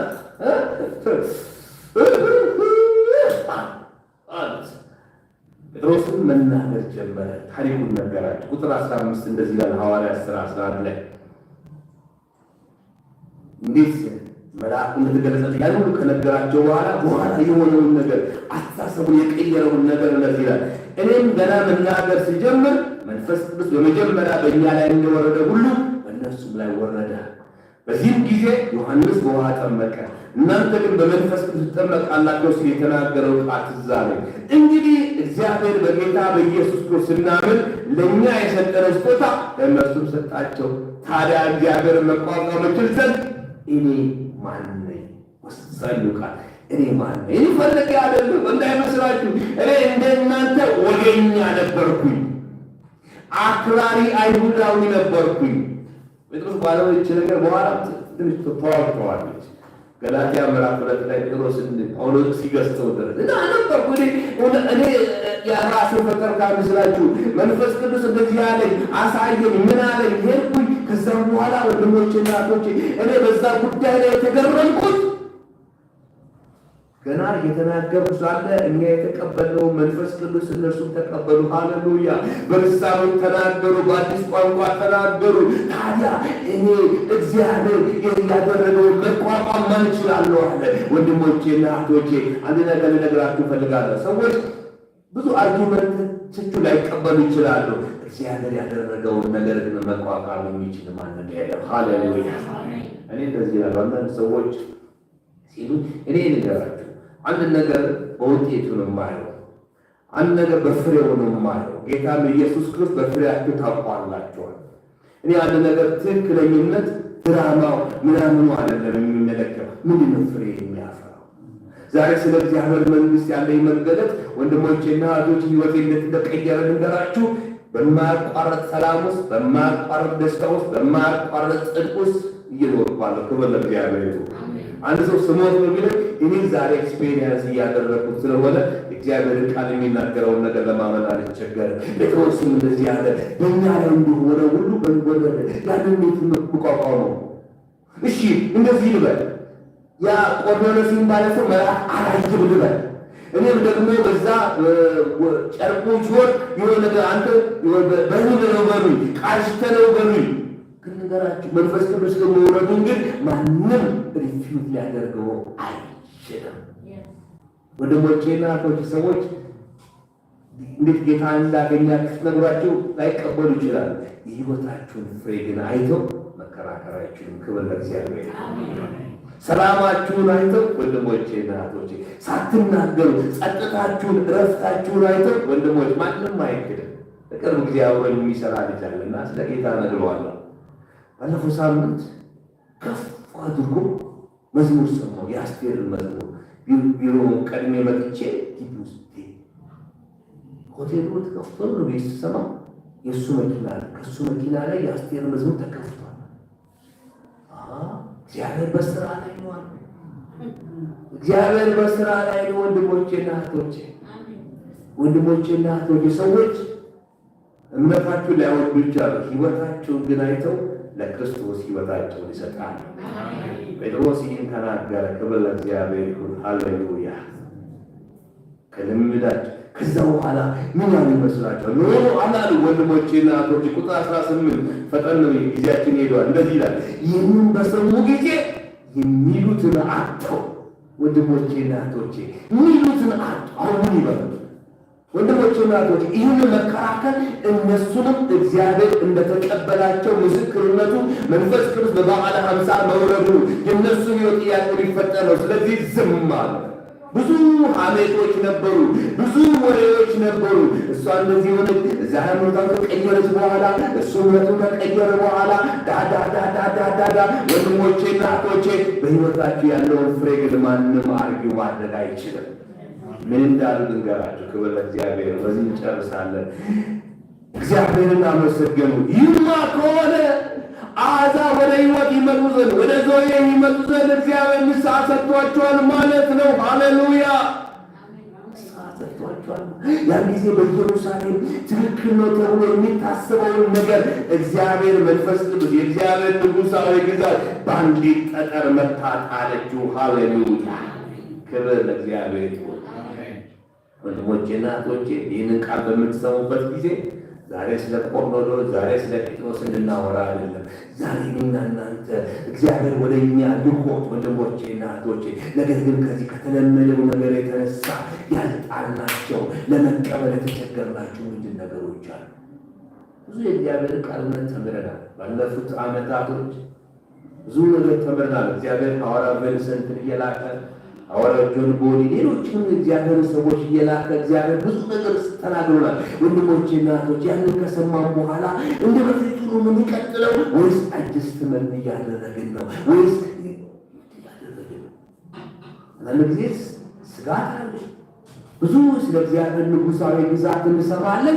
ነገር ግን ስለ እግዚአብሔር ንጉሣዊ ግዛት ባለን አንደርስታንዲንግ አይደለም እየኖርን ያለ። ለወዳጆቻችሁ ለጸሎቱ ቃል ወደ ስራ በምትመጡበት ጊዜ የምታካፍሉን ቃል የእግዚአብሔር ንጉሣዊ ግዛት ከማሳየት ይልቅ ብዙ የሚያሳየው የተለመዱ ነገሮች ናቸው። ከዛ ልንወጣ እግዚአብሔር ይፈልጋል። እግዚአብሔር አዲስ ነገር ሲያደርግ ወንድሞቼና እህቶቼ አሁን አስቡ። ጴጥሮስ ይህን ከሰሙ በኋላ ተመልሰው ሄደው እንግዲህ ጴጥሮስ ኤክሰፕሽናል ነው፣ ከዚህ በኋላ ግን አሁንም ወንጌል የምንሰብከው ለአይሁድ ብቻ ነው ቢሉ ስህተት ነው። አንድ ነገር አንድ እውነት ከተገለጠልን በኋላ በዛ ብርሃን መኖር መጀመር አለብን። ስንኖር ደግሞ አነጋገራችን ይቀየራል፣ አካሄዳችን ይቀየራል፣ አስተሳሰባችን ይቀየራል፣ ሁሉ ነገራችን መቀየር እንጂ እየሰማን ያንኑ የምንኖር ከሆነ ወንድሞቼ እናቶች ውሃ ቅዳ ውሃ መልስ። እርግጠኛ ነኝ በኢየሩሳሌም ከዛም ጊዜ በኋላ ተቀየረ ነገሮች። ዛሬ ወንድሞቼ እናቶቼ እግዚአብሔር ንጉሣዊ ግዛት አዳዲስ ነገሮችን ማመር ሊያደርግ ይፈልጋል በሕይወታችሁ። ለነዚህ አንዳንዶቻችሁ የእግዚአብሔርን ቃል ታካፍሉን ስጣችሁ ወንድሞቼ እና እህቶቼ ሌላ ስፍራ የሰማችሁትን ነገር ካካፈላችሁ ይቅርታ ልቤ በጣም ያሳዝነኛል። ዛሬም ፐርስፔክቲቫችሁ ካልተቀየረ፣ ዛሬ የዮሐንስ ወንጌል ብላችሁ የምታስተምሩ ከሆነ ዛሬ ዮሐንስ ወንጌል የለውም። ኢየሱስ ክርስቶስ ብቻ ነው ወንጌል ያለው። በዚህ ስፍራ ላይ የምንነጋገረውን ነገር የምንሰማውን ነገር ጥያቄ ካላችሁ ጥቂቁ እንነጋገር፣ እንወያይ። እንደውም አንዱ ቴክኒክ በሳምንት ውስጥ አንድ ቀን በዋትሳፕ ዓርብና እሑድ ያስተማርናቸው ትምህርቶች ላይ የምንወያይበት ጊዜ ነገር ግን አንድ በዛ መቀጠል የለበት። እግዚአብሔር ቃል ከመጣ ወዲያው ነው። እኔ በሕይወቴ ወንድሞች ብዙ ነገሮችን ጥዬ ዛሬ የደረስኩበት ላይ የደረስኩት ሐዋርያት በ6 አንድ ነገር ካስተማረ በኋላ እንዲህ የበፊቱ ማስተማር አልቀጠለም። ወዲያውኑ አዲስ ታደርጋለሁ። ባለፈው ጊዜ ሲሆን መጣና እባክህ እሑድ ብቻ ሳይሆን ዓርብንም እዚህ መንገድ አስተምር ስላለኝ ነው ዓርብ ለረጅም ጊዜ ሳስተምር የቆየሁት። ከዛ በኋላ እናንተ ያንን ፔስ መቀጠል አለባችሁ። እግዚአብሔር አዲስ ነገር ይሰጣል። ያንን በበፊቱ ሃሌሉያ ታስተምር የነበረውን ነገር ሐዋርያት ሲያስተምር ቶሎ ጨርሼ ነው ወደዚህ የመጣው። ምክንያቱም እግዚአብሔር በመንፈሳዊ ዓለም አዲስ ነገር ሰጥቶናል። ስለዚህ ያንን እንቀጥለው ይገባል። ይሁን እናንተም እንደዚህ መዝሙሮቻችንም አምልኮቻችንም ሁሉ አኮርዲንግሊ ምን ያስፈልጋል? አዲስ ሊሆኑ ይገባል እንጂ ከሌላ ቤተክርስቲያን ካመጣ እዛ ቤተክርስቲያን እኮ ወንድሞቼ እናቶቼ እና እናንተ ያለን መገለጥ የላቸውም። ስለዚህ ወንድሞቼ እናቶቼ የሚዘምሩትም የሚያመልኩትም የሚጸልዩትም ወንድሞቼ እናቶቼ በተለመደው በስታትስ ኮ እናንተ ሊቱ ሾት ጴጥሮስ ያን ነገር ካየ በኋላ ወደ ኢየሩሳሌም በተመለሰበት ጊዜ ወንድሞቼ ይቅር በሉኝ አሳስቶኝ ነው እንደውም አላለም። በወንድ ሆኖ ነው የነገራቸው። እኔ ማንን እግዚአብሔርን የምንቋቋመው አላቸው።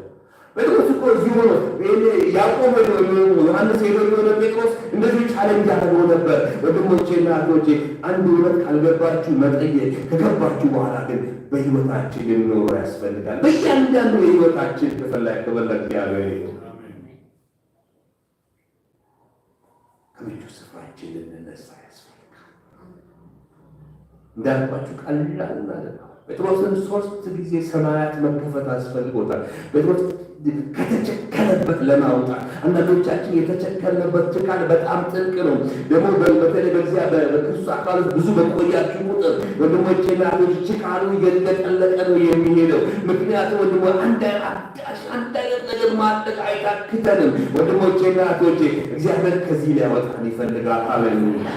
እግዚአብሔር ከዚህ ሊያወጣን እግዚአብሔር ከምን እንዳወጣኝ ብታውቁ ወንድሞቼ ናቶች። እኔ ባፕቲስት ቤተክርስቲያን ያደርኩት ያ ባፕቲስት ቤተክርስቲያን ሲሴሽናል የሆነ መንፈስ ቅዱስታዎች በልሳን መናገር ትንቢት መናገር ምናምን አናምን ከሚሉ ቤተክርስቲያን እግዚአብሔር አውጥቶኝ ዛሬ የዚህን ሐዋርያዊ አፖስቶሊክ ሪፎርሜሽን ስናገር ይገረማለሁ፣ በራሴ ይገረማለሁ። ብዙዎች ዛሬም እዛ ያሉ ሰዎች አሉ። ወንድሞቼና እህቶቼ አትቸከሉ፣ በፍቅር ልንገራችሁ። እንደቶቻችሁ ስታመት ነው አብረን ይኖሩ ወንድሞቼና እህቶቼ። እኔም እንደ ዕብራውያን መልእክት ጸሐፊ በጊዜው የተነሳ አስተማሪዎች ልትሆኑ ሲገባችሁ የመጀመሪያውን ትምህርት የሚያስተምራችሁ ያስፈልጋችኋል። ይህ የሚገባኝ ቦታ ላይ ደርሻለሁ። ልናደር ይገባል። እግዚአብሔር ቃል መጣል። አሁን የሰማነው ቃል አለ። አሁን እኮ ወንድሞቼና እህቶቼ ዩቲዩብ ላይ የምናደርገው በእነዚህ ሁሉ የምናደርገው እናንተን ለመርዳት ነው። ወንድሞቼና እህቶቼ ዛሬ አንድ ነገር ልንገራችሁ።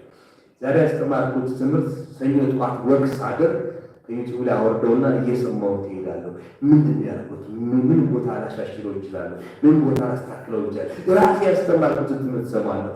ሶል ያስተማረውን ትምህርት እሰማለሁ። ወንድሞቼና እህቶቼ አንዳንዶቻችን እዚህ ከሰማሁ በኋላ ድጋሚ እንደማትሰሙት አውቃለሁ። እንደማትሰሙ አውቃለሁ።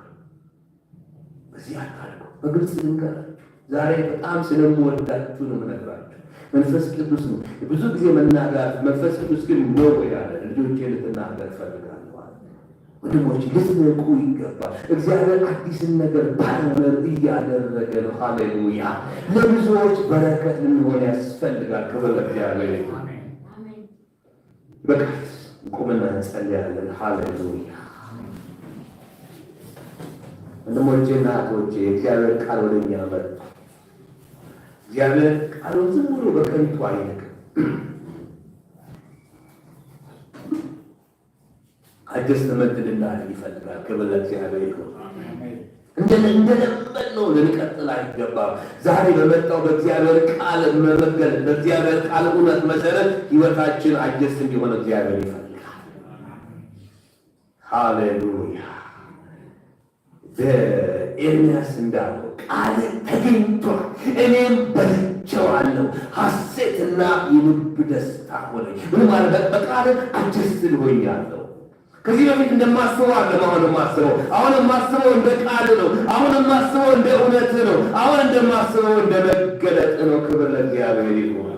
እግዚአብሔር አባታችንና አምላካችን ሆይ ቃልን ስለላክልን በኢየሱስ ክርስቶስ ስም እናከብራለን። አቤቱ ጌታ ሆይ ቃሉን ላከ ፈወሳቸውም ተብሎ እንደተጻፈ አቤቱ ጌታ እግዚአብሔር ሆይ ቃልን ልከናልና እንድንፈወስ ጸልያለሁ። እባክህ ጌታ እግዚአብሔር ሆይ እስከ ዛሬ በመጣንበት ጌታ እግዚአብሔር በተለመደው መንገድ ሰዎች ሲያደርጉ በምናየው እግዚአብሔር አባት ሆይ ሌላ ቤተክርስቲያን ጌታ ሆይ በሚለማመዱት መንገድ አንተን እንዳንፈልግ እንድትረዳን ጸልያለሁ። አባታችንና አምላካችን እግዚአብሔር ሆይ መንፈስ ቅዱስ አዲስን ነገር ፓዮነር እያደረገ ነው። በክርስቶስ አካል አዲስን ነገር እየገለጠ ነውና ከዛ ነገር ጋር አብረን እንድንያያዝ እንድትረዳን እንጸልያለን። ጌታችንና አባታችን እግዚአብሔር ሆይ እየሰማን የማንለወጥ እየሰማን ጌታ እግዚአብሔር ለውጥ የማናደርግ ሰዎች እንዳንሆን እንድትረዳን እንጸልያለን። ጌታ እግዚአብሔር ሆይ እንደው ጴጥሮስ ጌታ ከነበረው ትክክል ነው ከሚለው ነገር ጌታ እግዚአብሔር አውጥተህ አቤቱ ጌታ እግዚአብሔር ሆይ ትክክል አይደለም የሚለው ነገር ግን እንደ እግዚአብሔር ቃል ወደሆነው ነገር እንዳመጣ ሁሉ ዛሬም ጌታ ሆይ እኛን እንደዚህ እንድታደርገን እንጸልያለን። አባታችን ከተሳሳተ ነገር አውጣን፣ ከተጣመምንበት ነገር አውጣን። ከተለመደ ነገር ግን እንደ ቃል ካልሆነ እግዚአብሔር ብዙዎች ከሚያደርጉት ነገር ግን ጌታ እግዚአብሔር ካንተ ምክር ጋር አብሮ ከማይል ነገር እንድታወጣን እንጸልያለን።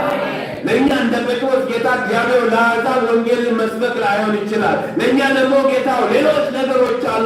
በሕይወታችን አለ፣ በኑሯችን አለ፣ በጓዳችን አለ። በኢየሱስ ክርስቶስ ስም አጀስትመንት እንድናደርግ እንድትረዳን እንጸልያለን። እባክህን ጌታችንና አባታችን እግዚአብሔር ሁል ጊዜ ሰሚዎች ከመሆን እንድታድነን ጸልይ። ስለ ሁሉም ተመስገን።